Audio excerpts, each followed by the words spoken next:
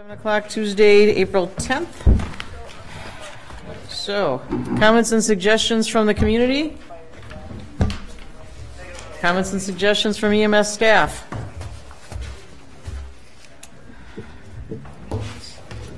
Discussion and possible action on ad hoc committee minutes of 3/29/18. Move to approve the minutes as submitted. Second. Any discussion? All in favor? Aye. Any opposed? Motion passes. Discussion and possible action on work groups. So, start with staffing. Paul, anything? So new? I talked to Josh and Chief today. Right now, we're still looking for 2 full-time medics. We do have 5 applications for 4 EMT positions. Am I right in that, Josh? We're in? Yeah, we'll probably end up actually filling all of them. Yeah. And then the first group of EMTs are trained. We're working on the second group of EMTs. And then I'm going to let Chief describe. Joe and Kerner are both doing some training right now, as far as I understand. Yeah, so 2 of our full-time medics are in the critical care program right now, 2 days a week. So there's a couple of extra shifts that we're filling with overtime, and I'm filling as well. Now, is that continued education, or is that like... It's initial education for those guys, so it's required as part of their job. Got it. And that'll be done end of this month. That's all I got at the moment. Okay. Anything that you're going to be working on in the next couple of weeks? I'm still working on how to word it with the board, but I've been working with Josh and Chief on it. Okay. All right. So, any comments or suggestions, recommendations on staffing? I have a question, Brandon. You're working on a new staffing model. Figure it'll be stable by summer. Are you still confident in that? You still think we're headed in the right direction? We had a little setback with one of our full-timers taking a position elsewhere, so it might take a little bit longer. But getting EMTs in there is actually doing pretty good with this current group. Have you had any paramedic applications yet? No, not right now. Okay. If we had the 2 full-time medic, and I'm not speaking for him, he can interrupt anytime. If we had the 2 full-time medic positions filled, it would take a lot of pressure off of his staffing model. The problem that I think that Chief is running into is our pay is considerably less, and I think there still is the aura of the uncertainty, and I think that that's going away day by day. I just think it needs to be emphasized that it's not going away. It's here to stay. It's just we got to get these positions filled. Correct. Right. All right. Should we be making a recommendation to the EMS Commission on anything in order to fill the paramedic positions? Basically, like Paul said, it comes to pay. And I know the budget's set for this year, and not quite sure where they'd be able to go with it. We could make a recommendation to increase it, but tight with the budget though. Okay. All right. So you'll be looking at your budget carefully to see if there's any way of changing things. Right. Okay. There's nothing wrong with making a recommendation, right? What's that? There's nothing wrong with taking something to the Right. board. I think Ben was going to say something. Yep. So there's been an issue with pay for 13 years here. This isn't about hourly pay. So one of the reasons I left as a full-time employee, Hudson is not structured today to be a career service. So when I left as a full-time employee, I was the last of the original people that got hired in 2005. At the time, we had 3 other full-time positions. Those other positions had turned over 4 or 5 times each in the 13 years that I had been there. The way the pay is structured today, and this goes back to when it was built as a full-time model, there's no step increases, there's no pay for performance, so you get your cost of living, and that's what you get every year. So I started at a pay range in 2005, and there was slow cost of living increases that happened, but that also affects your base pay. So after 13 years of working here, a brand new paramedic who would get hired got the same hourly pay that I did. Can you make a recommendation as far as, I mean, at our next meeting possibly? I just think it's something that needs to be figured out. That today, it is not designed to recognize longevity. I think today is one of the few exceptions that the full-time employees you have don't have a second full-time job. When I was full-time, all of us had 2 full-time jobs. So Hudson was not paying our bills. Hudson was a job for a little extra cash. But anybody trying to make a living working here is not going to do it. And so that's an issue that goes, I think, way beyond this committee. It's the recommendation that goes to then finance and to city council to say that something needs to be done about the pay structure here. Right, but we need to make that recommendation if we're going, if, in order for, Whether you simply just do step increases, whether you do some pay for performance model, but there's no other unit in the city that doesn't get some sort of regular increases besides just cost of living.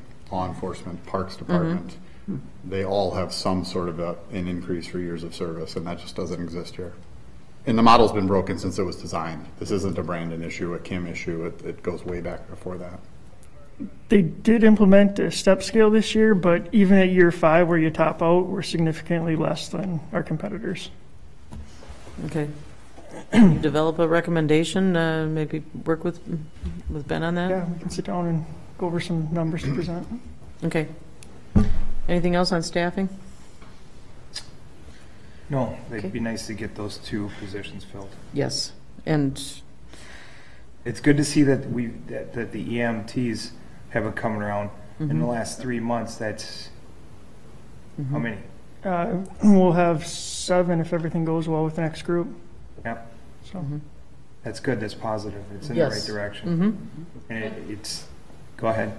Sorry, you finished. No, please.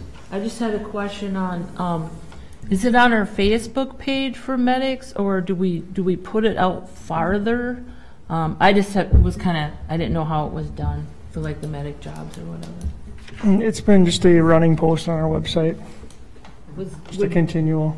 would there be anywhere else to reach out at, or with Facebook now and that, is that kind of a moot point, putting it anywhere else? I'm not sure. Yeah, we could look at doing some of the online job hosting sites. I guess I've never tried them in the past, but it's worth looking into. What are some job websites? I can't even think of any. Like Indeed. Indeed. Yeah, I was always a little apprehensive, but we did it for an admin assistant position, and where we would have got 10 applicants on Facebook, we had 100 applicants through Indeed. So Yeah, definitely something we'll look Does into. it cost something for municipalities to post on, or is? I don't know, there'll be a fee of some sort, but it's pretty minute in the grand scheme of things. Okay. I just looked at it yesterday, and I mean, anybody you can think of is on there. Like your big orthopedic places, just even for their office people, they put all their stuff out there. I was really surprised how popular it was. Now, how's that work? Does he have to get permission and stuff? as long as he can justify it in Yeah, his the budget. positions are authorized already, so it would just be taking the money out of the budget to create the account or whatever we need to do. Sweet. So, Do it. I mean, just, let's see what happens. Yeah. How about any of the state or the professional associations? Do they have websites, or isn't there a job? yes, yep. And I assume that's probably free, the things No. No. we You belong pay to. for those. Yeah, they charge us. You pay for those. Really? Yeah. And it's just like a regular advertising fee if we were to put an ad in the newspaper. Huh, So, interesting. What about the state website? for, There's the state job service. I guess I'm not familiar with that one. I'd have to look Okay, into. there's one here and one in Minnesota as well. Okay. And I don't know what the fees are, but, you know, I've looked at both of those when I was looking for jobs. Okay. We'll look into that one. Yeah, as in well. fact, the nearest job service is in River Falls, so you could contact them and see what needs to be done to advertise through them. All right. Okay? I have a good feeling about the Indeed site. Mm-hmm. Yeah. Okay. It's got a wider reach. Anything else on staffing? No, I'm good. Okay. Facilities. Jim? Well, we're still waiting, but at the council meeting last night, they basically approved moving ahead towards building the fire department at Ward Avenue. discussion about combining, could be combined EMS, fire, and the way I looked at that, basically just kind of died. That there's no interest, at least not enough to move it to a motion of any kind, to include the EMS as part of the building, but rather to keep it still as a separate. Yeah, the council seems to be pretty solid as far as going with Ward Avenue, or the existing building. Help me out here. Okay, so the council discussed last night putting up a fire station on the Ward Avenue site. Correct. But there's enough room to keep the larger building that we've already got a plan to remodel For the for EMS. EMS. And Correct. so that would stay, and we would continue with the plan that's already in motion to remodel that building for EMS. Very good. And then we've also moved forward with getting more information and numbers on how much it would cost to put up a fire station there. I understand. I misinterpreted what Okay. you said originally. Good. Okay? I'm glad you asked, because somebody watching on television might not understand what what we were saying. Good. All right, anything more on facilities or any questions? All right, then let's move on to finance. John? I had some information on hospital-based ambulance service models. Is that at this time, or is that later? That would be with the strategic plan, I believe. Okay. Other than that, I talked with a couple different folks at the state, and they confirmed that the state really has no limit that is causing it to pay Medicaid as low as it is.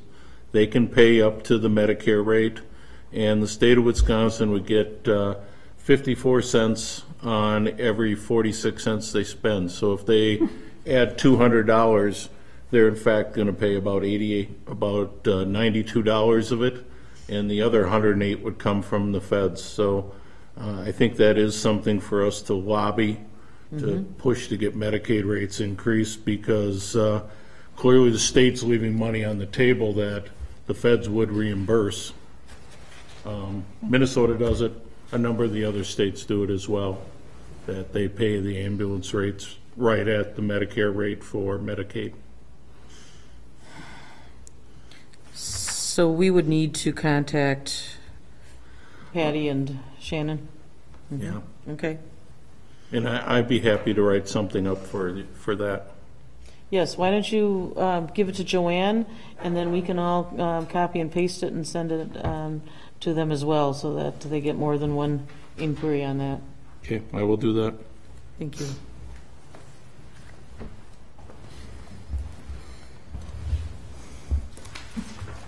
That should probably also include our numbers in terms, the what that means specifically to us. Yes.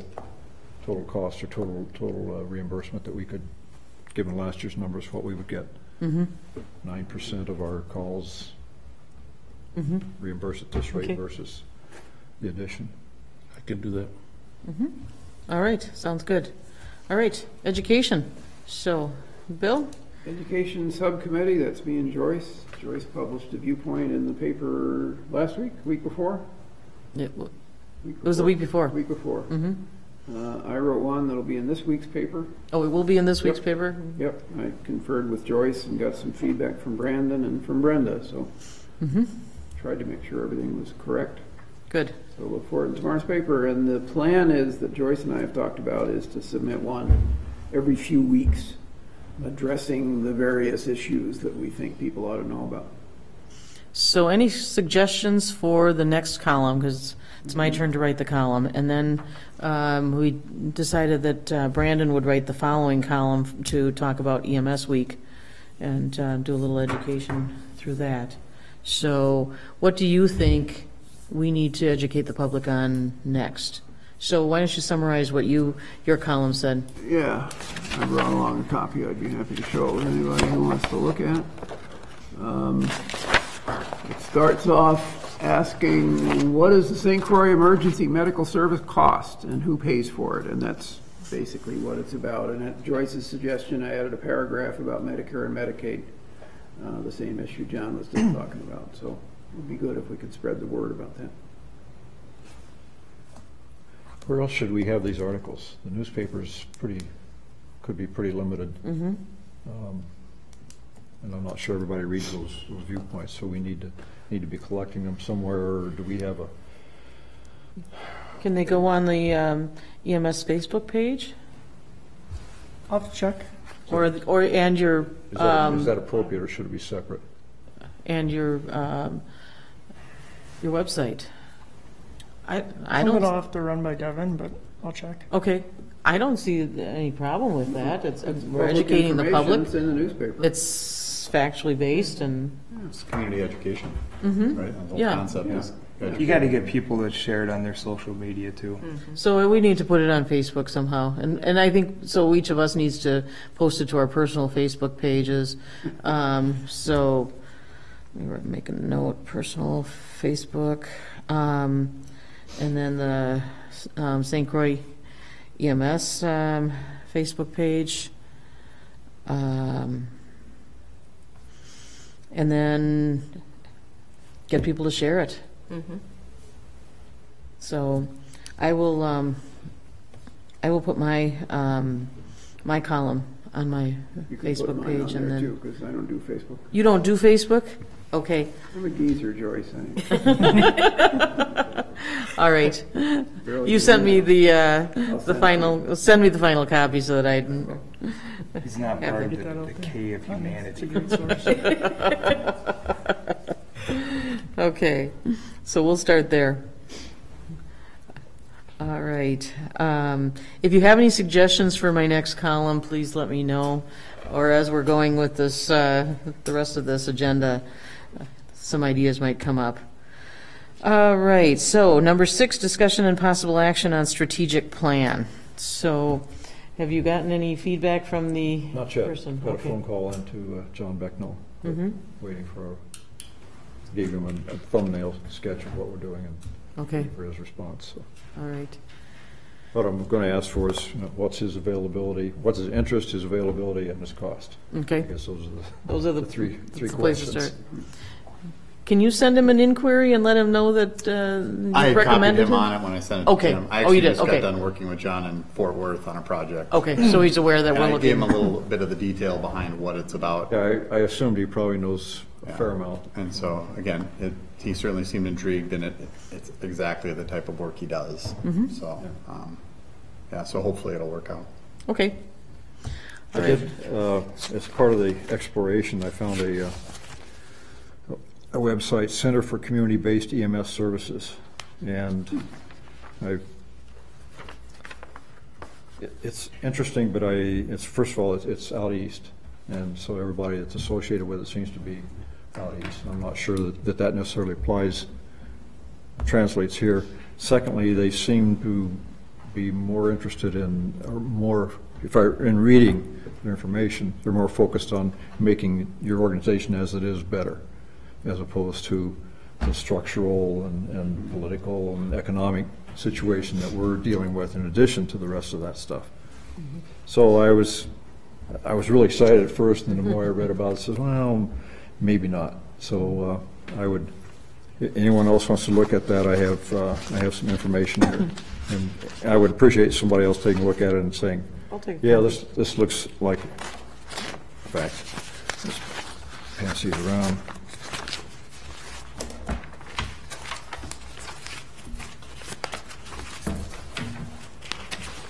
It was the perfect title, but I didn't feel like it had the depth that we need.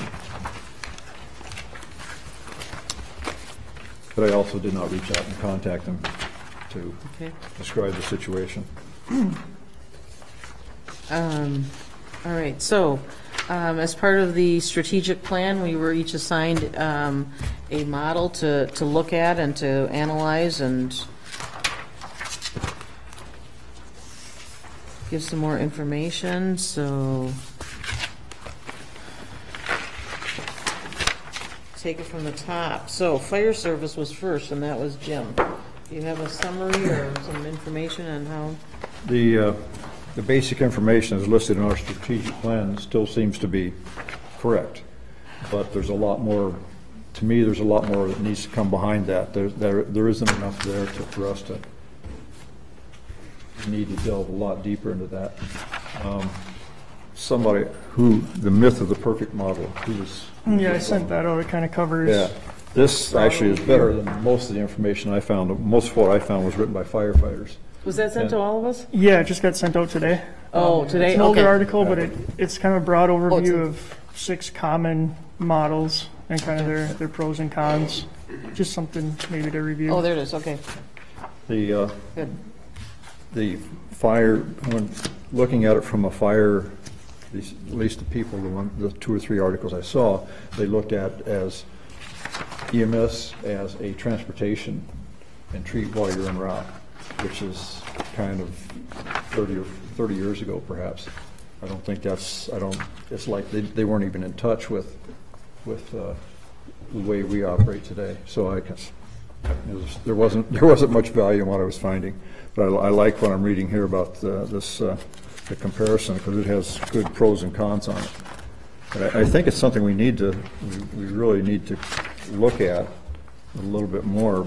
But my gut is that this is further down the road. It may be the model that we move to at some point in time, but that also would be the model when we have to change, when our fire model has to change as well. If that's the case, we get to that size where the volunteer model no longer does the primary. It becomes more backup to full-time. That's my personal opinion. So, but I think we need to really understand it and see how that fits. The other thing I found was I wasn't able to access the database because we're probably members, but I'm not. So Baldwin had written a very good article on describing the various types of services, and they were pulling data out of there. And there was no data on that. I thought it was well written. It seemed to be pretty factual. The thing that I was finding that in some places they were saying by far EMS combined with fire is in the majority. Well, that's only true in large cities. That's not true in rural or suburban rural like we are. I think it's really quite the reverse. It's the community-based model is still primary.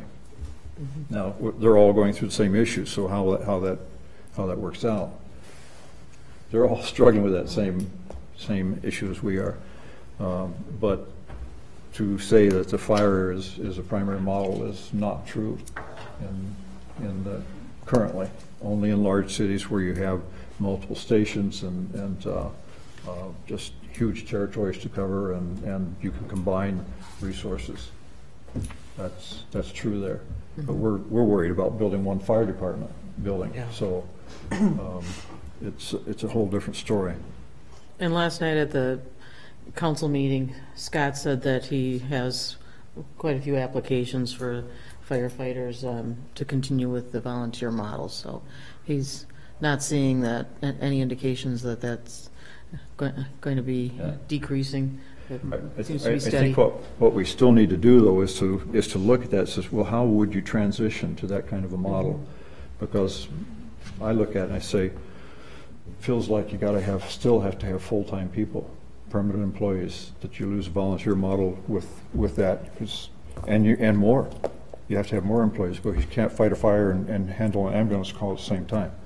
So you have to be able to cover broader things. So it probably means, to me, the initial reaction is it's a broader staff, larger staff than we currently have between the new model for EMS and the fire station. Well, but I think we need to look at that transition. Perhaps it's something, maybe working with Scott Martin, that we could start to look at how would that happen. That's You want to continue with that then? and talk Yeah, to Scott about yeah, it? I Okay. think so. Any other questions that we should answer? So the questions that I've got is how would we transition? What size staff would we need in order to do that transition? Any other questions that? I'm we'd just wanna kind answer? of wondering if that's kind of more out there than what we need to be hitting right now. That's just Well, the I only I think it concern I is have. out there, but I think we need to Right, but I establish think we that. need to solve some other issues before really getting Yes. that far into that. That's getting into the weeds. Well, I think that will be raised as a possible model. If we don't address it, it becomes an objection that something that we haven't covered. Yes. So I think you hate to get blindsided by things like that, so Yeah. we need to say, yeah, that's a valid model, we're running it, but how does it take to get there, and what's it look like when we are there? And we need to show that we've looked at all these models thoroughly. Another thing would be that we've got the update on the comprehensive plan, and this might be something to make sure that we cover in the comprehensive plan as well. Any other comments on the fire service model? All right, Bill, we've got the public utility model. Yeah, and I spent my EMS time this week writing a viewpoint, so I have to confess that I have nothing to report. Okay, well, you've got more information here on this with the myth of the perfect model, so we'll I'm just continue looking that through at our next meeting. John, the third government agency. I didn't get very far in government agency, but I do have for you on the hospital-based models that are out there. Okay, so we'll continue that one next time as well. The hospital-based models, there's really, the models in many cases depend upon how the hospital is organized from a reimbursement standpoint. And what you find is the model that has the best economics is if a hospital is a federally qualified critical access hospital. To be one of those, you've got to be 35 miles by primary or secondary roads from another hospital. There are 3 in the state. Unfortunately, none of the 3 offer ambulance services themselves. I thought our friends up in Ashland did, but they don't. That's actually much more like our model here. It's offered through the city of Ashland. If they did, those hospitals would be paid cost for their Medicare runs. So if your Medicare run ran $1,000 for your average cost, so they look at all your costs per run as an organization, Medicare would pay you $1,000 for those runs. It used to be that Medicaid would also pay you $1,000, but during the last couple of years of the Obama administration, the requirement that critical access hospitals be paid cost by Medicaid disappeared, and pretty much every state no longer pays them cost. And they've rolled back to something less than cost from Medicaid. They certainly would qualify for 340B drugs. So the drugs would be purchased for 40 cents on the dollar for what we spend today. And supplies would be at whatever the group purchasing discount is for that hospital or hospital system they're affiliated with. That's really the model where the most economic dollars come to play if you're a hospital. The next most prosperous one, and it kind of drops off pretty far from this type of hospital, is an urban prospective payment hospital who's also disproportionate share. What that means, this is a hospital who disproportionately cares for uninsured and low-income individuals. They get an add-on of anywhere from 5 to 10% to their Medicare rates. And typically they do have affiliations, if not whole ambulance services that they run. North Memorial's is an example. And this really allows them to have some dollars that really end up helping and subsidizing the training, but it doesn't give them any additional dollars. They still get paid the urban Medicare rate. They don't get an add-on. They are able to buy 340B drugs, and GPO discounts. But again, the ambulance staff would have to be on the same benefit plan as the hospital. There aren't a lot of them who do that. There are some. Hennepin County probably qualifies under this model. The next is the PPS hospitals. Those are essentially any hospital who's not a critical access hospital or not a disproportionate share. There's another type called the sole community provider. Minocqua and Mauston are the only two in the state of Wisconsin. There's also a low Medicare utilization provider. We don't have any of those in the state either. None of our hospitals here in St. Croix County are those types. For this model, there actually is incentives, or there's no disincentives, for the EMS service, the hospital itself, the ER department, to operate as one and the same. So they can share staffing, share resources, do those things without there being any type of negative impact on the hospital when they file their cost report, because they don't settle the cost anymore. And since they're not disproportionate share, there isn't any add-on. And so this is Lakeview. This would be United Hospital. This would be, Woodwinds. This is what most of the larger hospitals are. Then there are state-qualified critical access hospitals, which there are 55 in the state, and include all 4 of them who are in St. Croix County. Unfortunately, this is the one type of hospital where ownership or incorporation of the ambulance service as a department of the hospital is actually negative for the hospital itself. This is one of the issues that causes these hospitals to not employ physicians, not do some of these other services like home health care agencies or some of these are durable medical equipment companies, because in the preparation of the cost report, what happens is, so say our service has $3 million of gross sales, and say we were a department of Hudson Hospital.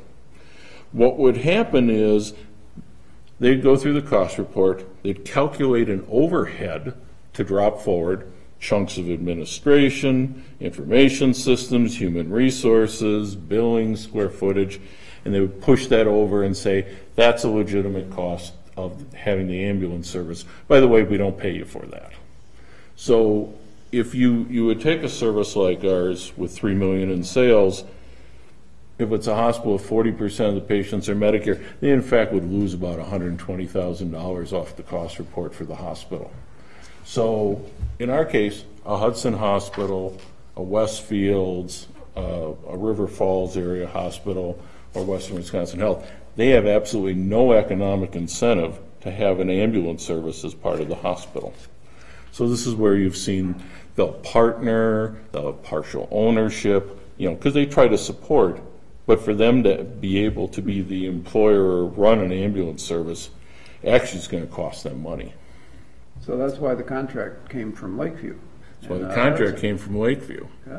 Because they do not have that economic disincentive.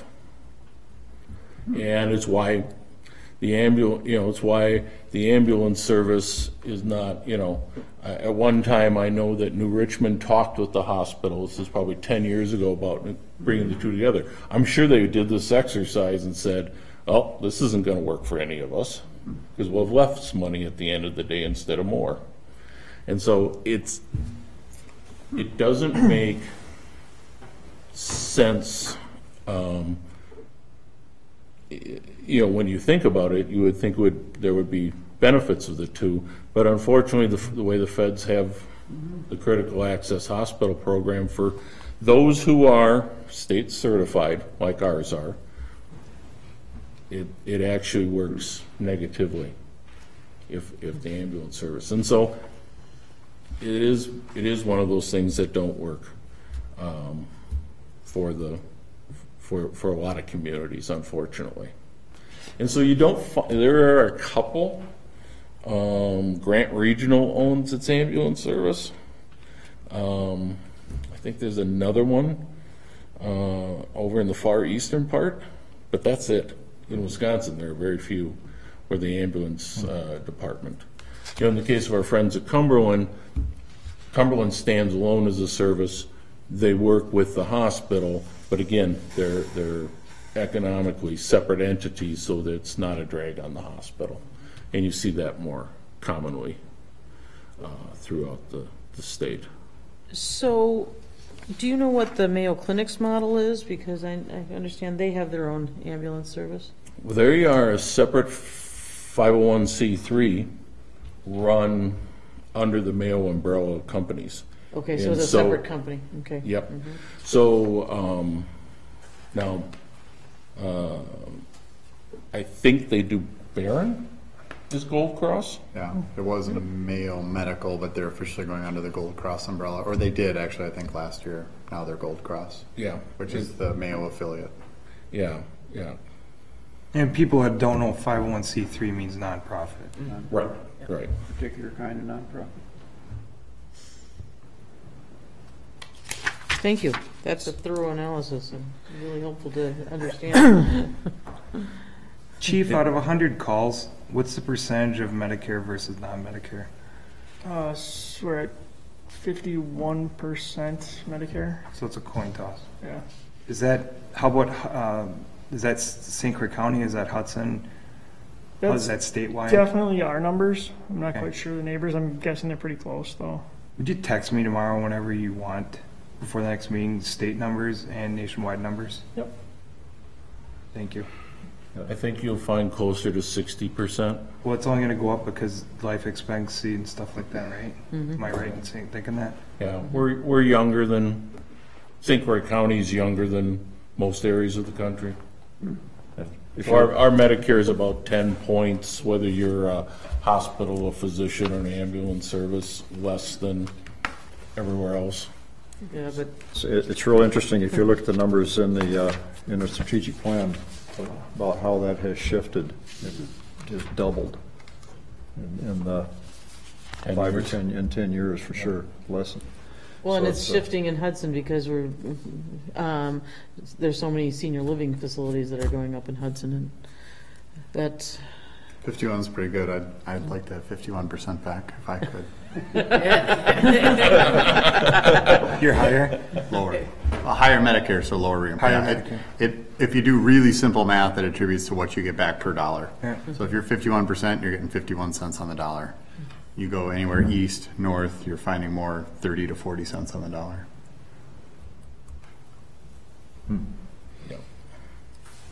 okay. Any other questions about the hospital-based programs? All right, so I've got the private, for-profit, nonprofit agency. Oh, was there anything on this sheet that you This wanted just to was- point this out, was- or just? It told you where all the critical access hospitals are, and we have a preponderance of them here in western Wisconsin. And so, Preponderance. we do. Wow, I need to And look that up. unfortunately, one of the things you'll notice is where most of the legislators come from, which is Milwaukee and Madison, you'll notice there are no red dots by those two locales. So it's one of the struggles the critical access hospitals have is not a lot of knowledge of why they exist and what their economic issues are. And you can see here in Wisconsin, 15% of them are losing money. And a lot of those that are making money are making 1, 2, maybe 3% in a good year. So there's not a lot of critical access hospitals making,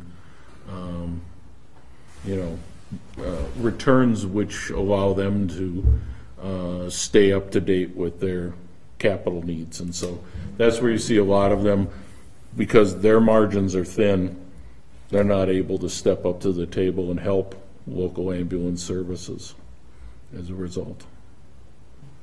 Thank you.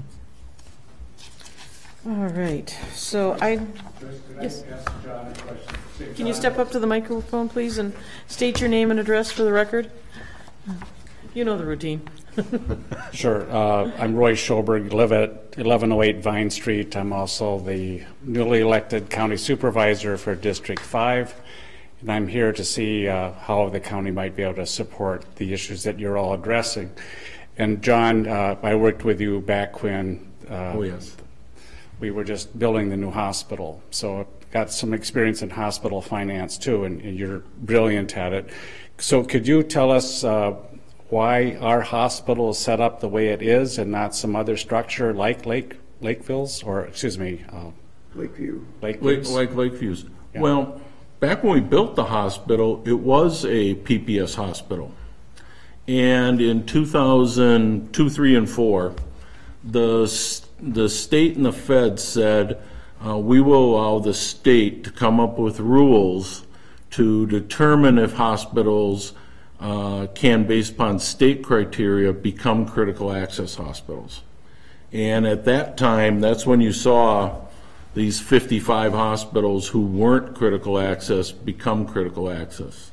There was also an exemption that said you could have up to 25 beds, which was why we built 25 beds plus 2 labor delivery rooms here at Hudson. We built as much as they allowed us to build. And what that did is it allowed the hospitals to get paid their cost. But what it really allowed in the case here at Hudson Hospital was it allowed us to recapture all of that capital and all of that depreciation expense we incurred by building a new facility. And so at that time, they would allow you something less than $500 per patient admission for capital. If I remember right, we were close to about $1,200 in admission when we got done building the new hospital. And so this was where the extra dollars come into play, allowing people to replace their facilities. And so you saw a great amount of facility replacement or modernization, and you saw it up and down the valley. And it was one of those things where the feds recognized they had a problem nationwide. And so there was about a 10-year window when you could become a critical access hospital under state authority. And now, if you want to become a critical access, you've got to meet this 35-mile rule. But right now, they're grandfathering in everybody else. And so that's why Hudson switched from being a PPS to a critical access hospital. It was all about additional revenues for capital. Our operating costs were actually, we were getting paid, we were spending about the same amount as we're going to get paid under critical access as we were as a urban PPS hospital, because St. Croix County is considered urban. But it really came in on the capital side of the equation. And are we through that process now so that we could convert back, or is that? We could convert back, but the feds are at about $600 in admission for capital, and I suspect the hospital here is probably something more than that. So I think it would still be an economic downturn for the hospital if they switched. It really depends on the number. Tom, do you have something to add to this? I'm just making hand signals over here. It's you know, He's covering things correctly. many hospitals look at it, and it's a matter of how full are you, and if you, I've helped one hospital do the analysis recently, because they've been running with an average daily census of about 17 to 18, which means there's days when they need more than 25 beds. They got to jump to about 30 patients a day to make it work, and they just don't quite have it. Now, if their neighboring hospital 18 miles away closes, they may make that decision. So it's really, for the hospitals, it's running the numbers to see what happens. Now, Washington could change the rules, and everybody could decide to do something different, go back to the PPS in this case. But right now, you know, Lakeview's the closest, and they don't have any economic disadvantage by having an ambulance service as a department of the hospital. And so I understand why Health Partners keeps it organized in that fashion and didn't want to push the ambulance service over into the Wisconsin side. from that type of an organization perspective.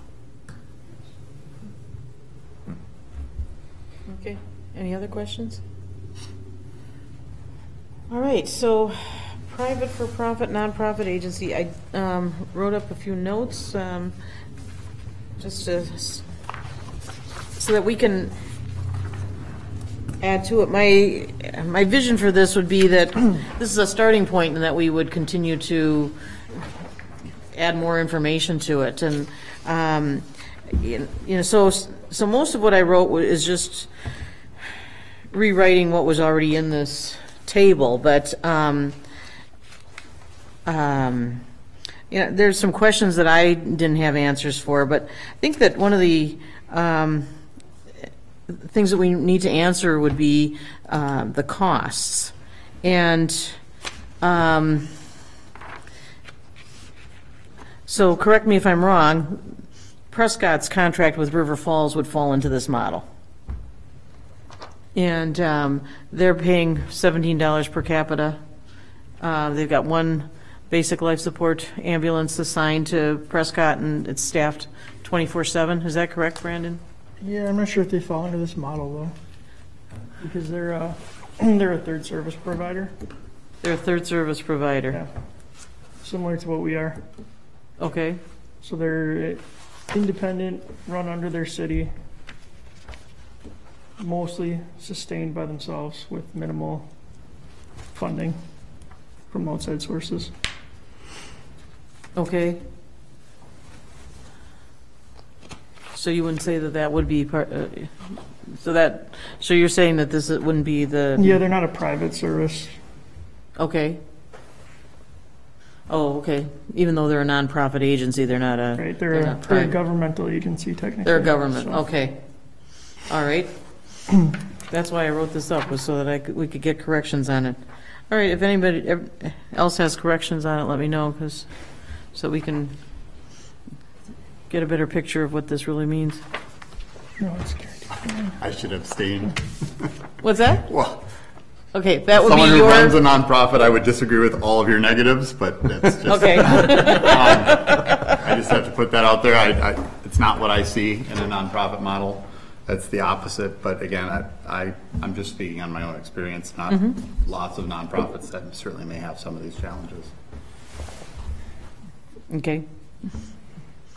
You would agree that these were some of the concerns that we heard when we changed, in our case, St. Croix Valley EMS over. We heard these concerns. Yeah, it's absolutely concerns. So instead of negatives, I should say concerns. Yeah, and it certainly could be a risk as well. Maybe just using a different term. Okay, risks. But yes, you do certainly. The big thing you often hear is if you go with a private, whether it's for or nonprofit, you do lose that oversight. You lose that control. But Wisconsin is different because with Wisconsin you have contracts. And those contracts will allow you to have some control over that. Minnesota does not have that. Minnesota's PSA, that land is governed by the state. The legislature determines who has the land, and it's yours. It can't be taken away. Somebody else can't move into it without an act of legislation. So Wisconsin does actually have one of only, I think, 3 states in the nation that has this ability to do it in the way that they do, where you guys, as townships, municipalities, can have these contracts and can hold the services accountable for whatever you may require as these reporting structures and performance measures and all of that. So, but it is something that I do agree that it's something you need to, as you say in one of your positives, some type of contract or expectations is really important in that, and making sure that it's very transparent. That's very clear. Can you give us an example of an area that in Wisconsin that has this arrangement? Yeah, but it would be mine. Okay. The service I operate on the Wisconsin side. Okay. So which communities? Polk County. So parts of Polk Okay. County, we cover St. Croix Falls, town of Osceola, Eureka, Centuria, Balsam Lake, a few other townships in there, Milltown. So we basically operate 2 ambulances in that area. it's a nonprofit. It's owned by basically 3 entities. The local hospital, St. Croix Regional Medical Center, is one of the owners. My organization's one of the owners. And then Health Partners out of Minnesota is one of the owners. What's your organization's name? Lakes Region EMS. So we're the minority owner, but then we also manage it. So it's as the nonprofit structure, the 501c3. Basically, the only thing that St. Croix Valley EMS owns is the name and the assets. They don't have any employees. They don't have medical direction. They don't have any of the other structure for running an ambulance service. They contract with my organization out of Minnesota to provide all that. So they basically are able to just know that operations is running, education's running, clinical care is all taken care of. So none of those 3 owners have to have any day-to-day involvement. They all have seats on the board. They still have the oversight, but they don't do the day-to-day. So we have contracts with all of those communities similar to what we have here. So there's a per capita, there's contracts for 3-year terms generally, and then we often then just report to those townships, those boards. At a city council meeting last night reporting, I'll be at one next week reporting. So we go in generally to their annual meeting and report, but anytime they request us to come, we'll come and give them information if they need. What kind of per capita payments are they paying? What's the $10. range? $10? Yeah, we've been at $10 since 2011. Our organization's goal, what we've shared with our communities is we won't raise it. Our goal is to actually reduce or completely eliminate it. Our goal is to actually have longer term contracts and less per capita. We haven't got there yet. We've only been in Wisconsin since 2011, so we're still just kind of getting to that operational sustainability. But as you mentioned, this whole risk of withdrawal, it's the opposite for us. You mentioned it as the service could disappear, which certainly they could. But at any point, one of those communities could choose to go somewhere else. That's the challenge we're seeing here. If we have the town of Troy threatening to go somewhere else and the village of North Hudson threatening to go somewhere else, that's a risk to the service sustainability. So what we would rather see, again, just speaking from personal experience, we'd rather have 10-year contracts with cities and municipalities, and then in lieu of having no per capita. That basically says we're here to stay, but we need the commitment from the communities as well that we can start to build infrastructure and bases and plan for that long term rather than one-year contracts at a time. That's a difficult way to run a business, not knowing year to year what contracts you may or may not have. And so your revenue stream will all be from insurers. Patient billing, yeah, we do. Yep, our per capita is about 0.5% of our budget.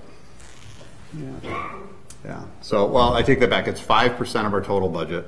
It's 0.5 for some of the. So St. Croix Falls, the city of St. Croix Falls, being the largest population, pays us the most, and that's about 0.5% of our total budget for everything. So everything else is patient revenue. Yeah. So how are you able to do it at that price?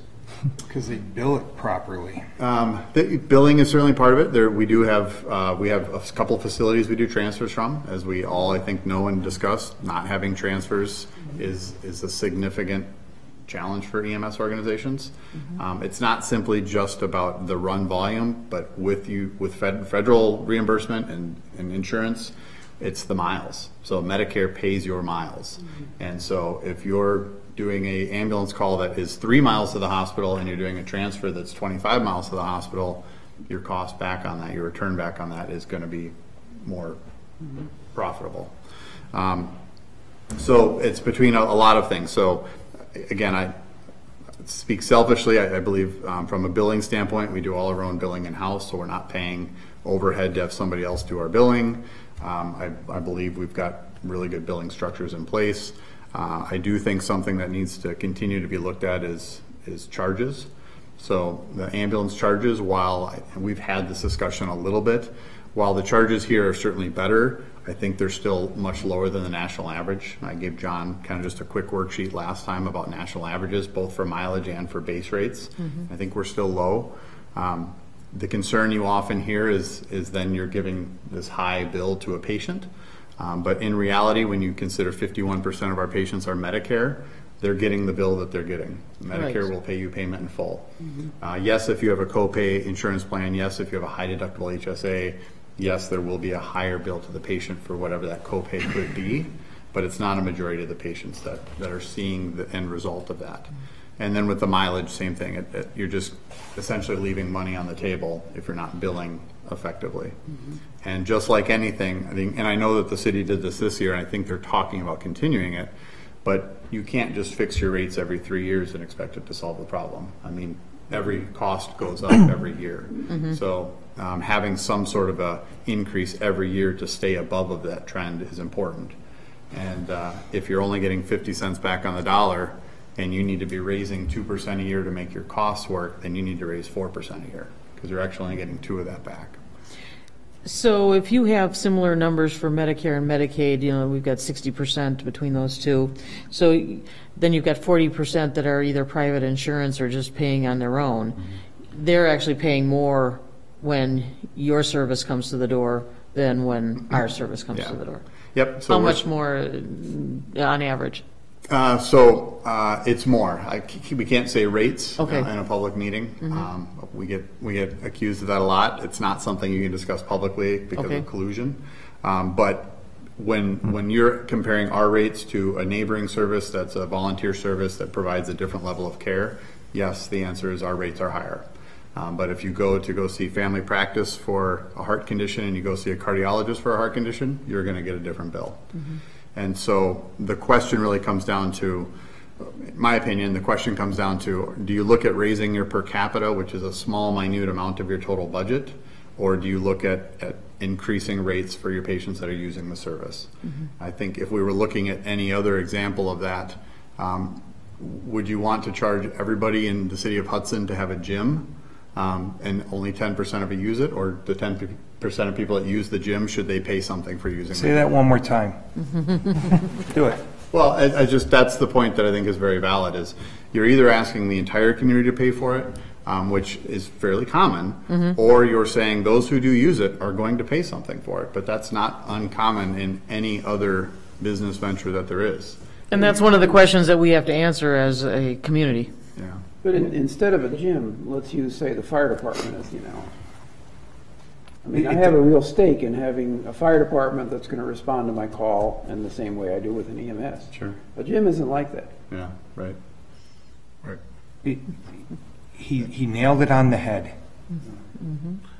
One of the pieces that Ben's organization does is they do a very well-run dynamic deployment, and they cooperate between both sides of the river. So assets from Wisconsin can move to Minnesota, assets from Minnesota can move to Wisconsin. The assets from Wisconsin are limited as to how much can move, whereas Minnesota, those guys would literally strip almost every rig and send it east if it was needed, and then they would work with their partners who were next door who would cover each other. And this is how these services are helping one another to stay in the black. Yeah, it's about resources. And one thing I'll never do is I'll never knock dynamic deployment. It is an efficient system that works very well. And dynamic deployment is the key to efficient EMS. And it's not really that much different than law enforcement, but people don't see it that way. The sheriff's department will be all over the county, and they're always moving, and depending on where the calls may come and where the calls may be. EMS, it's about that efficiency of saying we only have so many dollars to do this with, and the federal government's not going to bail us out, the state's not going to bail us out. So there are times that with dynamic deployment, you may have a resource that's further away than it would be other times. But you could make that argument whether you have 2 trucks on the road or you have 8 trucks on the road. At some point, you will reach capacity. And so dynamic deployment does work well, but yes, there are certainly some challenges to it when you're talking about your area of geography and the run volume that you have to deal with. But. Okay. Anything more on the private for-profit / nonprofit agency? Thank you, Ben. Really, Ben, that was good. yeah, it's useful information. We've been echoing that since day one about billing. I know with you two I have. Doing in-house billing, invoicing properly. Revenue fixes everything. And next week, we're meeting with 3 vendors to look at potential savings and capturing revenue. I still think it's a position the city should hire. We addressed it, and the finance officer was not in support of that. Well, that's one person. So one person's opinion kills the deal.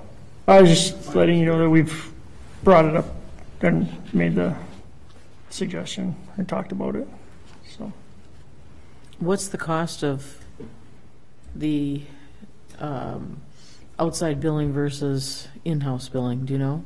It's percentage based. It cost last year, wasn't it 80,000? Last year we spent roughly that, yeah. 80,000 Okay, to how much was collected? Percentage, how much is still out there? And I'd have how to look aggressive to are they see in the what stuff the- that's still out there? I'd have to look to see what our current numbers are, but and that's been reduced as far as what's still out there. it has, yeah. But it's still But owed. it's still there, yeah. Mhm. It's still there. Okay, You know, do it in-house. I mean, I think you're going to find that one person with benefits is going to be $80,000. Or more. We don't need a full-time biller, though. We're not busy. yeah. We don't know. It's a part-time position from what I've thought of, you know. But if someone doesn't pay their water and sewer bill, you guys have a way of collecting that. mm-hmm. Right? Yeah.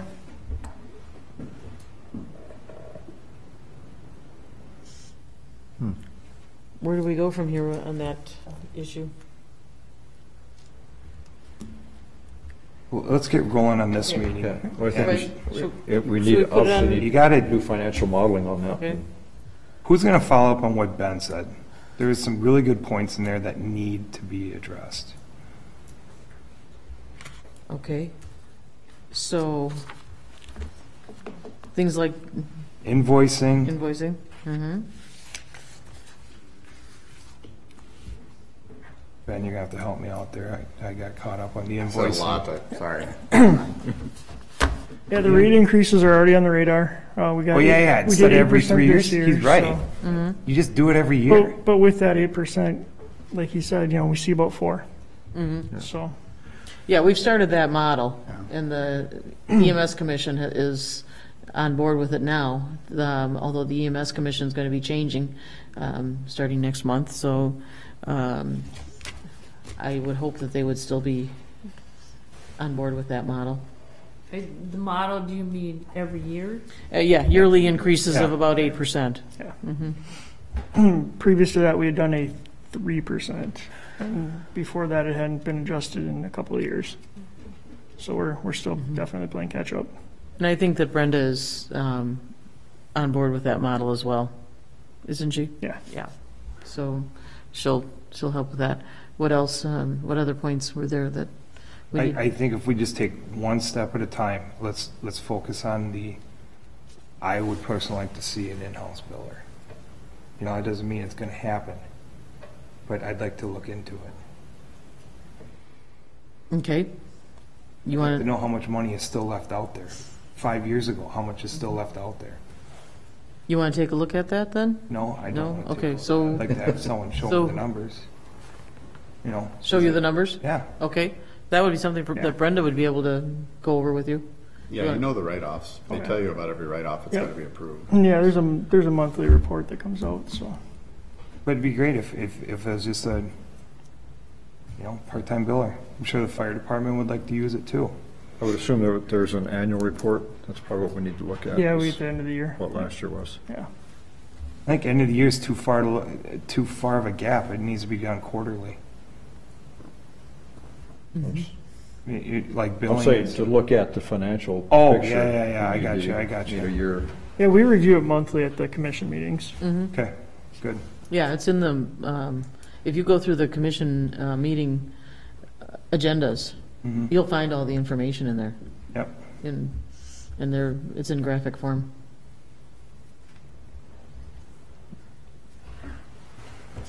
So do you want to keep in-house billing and invoicing? In-house billing, the on invoicing. On our agenda for next Yep. time? And then he's already talked about the price increases. Mm-hmm. I Okay, got written down, Ben also touched on one other thing, I think that it's just months to come, we can look in, but you just gotta keep coming to the meetings. okay. Yeah. All right, anything else? So Brandon, you have the community-based and/or volunteer agency. Yeah, so with the the volunteer agency, obviously the positive, the big positive is the cost, lower overhead. The big negative part of it is staffing is kind of unreliable. You're based on whenever anyone's available. You tend to need more staff to fill the gaps, and then maintaining education for the people that might not work as frequently is kind of difficult as well. Anybody have any questions about that model? Okay, so anything else on strategic planning? But has anything changed on that volunteer model? Because that's kind of where we came from. We haven't been volunteer for years, Yeah, but that's, so what would you call ours? ours is a third service. It's municipal government run, so it's partially subsidized. What, But it's not a volunteer model, it's not a paid employee model, it's a kind of a mix of, Yeah, it's part-time paid staff. what I'm seeing elsewhere in the country is they're all struggling. That the ability to, many of them want to move towards a paramedic model. That really then pushes them to a full-time professional service type, and as they move towards that, the ability to get volunteer even on the EMT side really drops off. And so whether you're here in Hudson or if you're in central Illinois, they're running into the exact same problem, is what I'm hearing. Because as I see other clients, I talk to them about what their ambulance services are doing, and a lot of them are struggling. So how do we get together to lobby for changes that would, so, for example, having Medicare and Medicaid paying the cost of a run rather than having to subsidize those runs? I think that's a nationwide issue on Medicare. Medicaid, we can at least push the state to try to do more. And I think you can get more of, you can get everybody, and you can get all the EMS folks in the state to agree to push the state on something like that.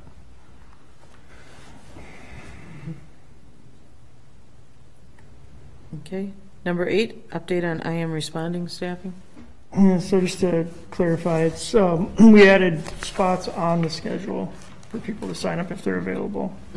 We're only a couple weeks into it. We've had a few people sign up on there. Hasn't quite taken off yet. So. Okay. You think that it's going to be a useful program? Yeah, I think it's got potential as long as it's used. Give it time. And a lot will depend on as more people get hired. Right. I think that might change some of Okay. it. Okay. Number 9, EMS items for discussion only. Any? Yeah, there's a group getting together to plan an open house for end of May, right before EMS week. Okay. So that's being worked on. We'll have dates and times later, Okay. At our next meeting. hopefully. Okay. can we back up to the staffing?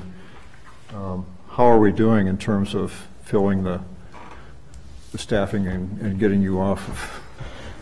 So like Paul mentioned earlier, we have a couple that are in class right now, and we have the 2 vacancies. So the hours are about the same for me right now.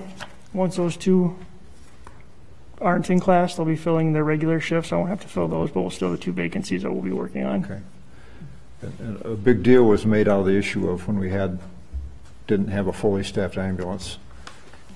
Is that have we We haven't had resolved that any issue? issues. Yeah, we haven't had any issues since. That was a very short-term issue. Yes. No, it was. It was But fixed. there was a problem that we had that was addressed, correct? It was fixed within 72 hours Yeah. Right. of being brought to attention, Absolutely. and it hasn't been an issue since. Yeah, it's given us flexibility with the scheduling.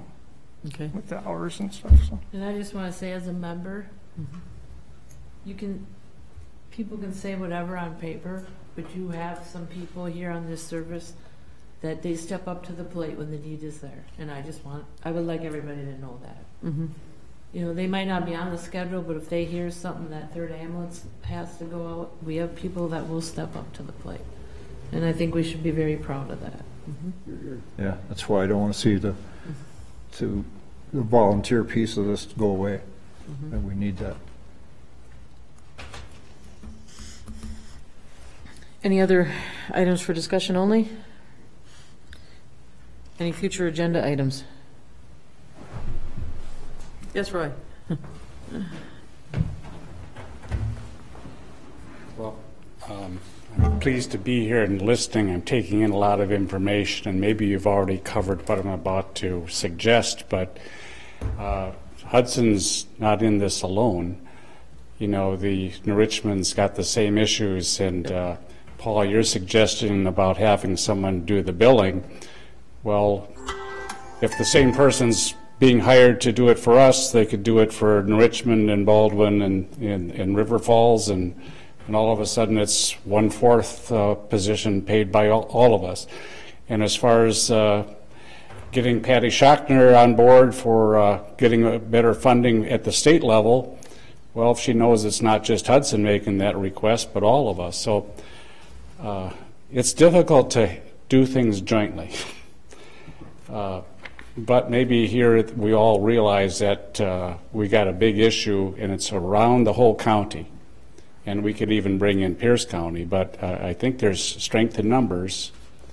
And if we all know that we have a common enemy, and that's dealing with these costs that aren't being compensated, maybe we come up with some model that's a blend. I mean, this is fantastic strategic discussion that's going on, but my question is, why do it alone?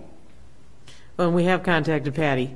Yeah, And I appreciate that, but I mean working with the other municipalities too. well, that's a good idea. Yeah. Yeah, and sharing a billing person. If you had one person doing 3 municipalities, that person would get really good at it. Yeah. Well, you could have them full-time with benefits, and if you split it amongst 3 or 4 entities, I gotta believe your cost saving to each one would be worth it. Because they're probably out paying what we're paying a billing company, I'm assuming. They don't- Right. So then if we're paying 80,000 now, but we're sharing somebody whose total cost is 100,000, and we've got 3 of us that are sharing, we would be saving some money on that. Well, there's a reason why there's a company going around doing all the billing for Yeah, 'cause they can municipalities, make because it's profitable. Yeah. Why don't we make it profitable? An example that I've seen, so when I was in Williams Bay, the school district hired a Spanish teacher, and they only needed that Spanish teacher half-time. So she worked mornings in one school, and then they contracted her to the neighboring school district for afternoons. And that kind of model would probably work for us, where one community hires the person, but contracts with the other communities to pay that person's salary.